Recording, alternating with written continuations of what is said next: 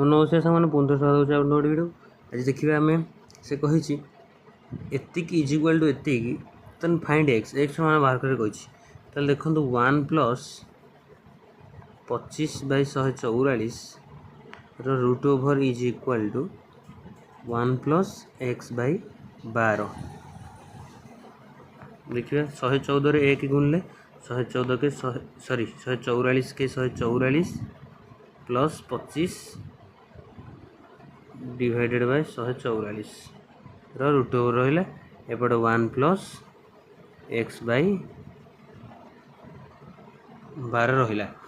तब देखो सांग मैंने 144 25 मिसिले के 169 divide by 144 root over is equal to 1 plus x by 12। देखिए 169 कहार वर्ग 13 आम जाचे आउ 144 आमर 12 वर्ग is equal to 1 plus x by 12। तो 1 टा गोटे मिसेक अच्छे एकड़ू गले फेड़ी हो 13/12 minus 1 is equal to x by 12। देखिए सामने आशा करें बुझीपारे।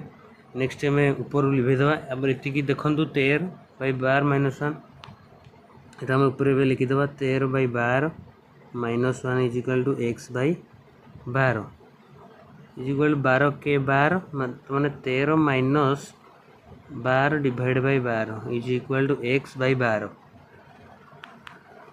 X by 12 is equal to 1 by 12 13 12 गले 1 बाई 12 रहा।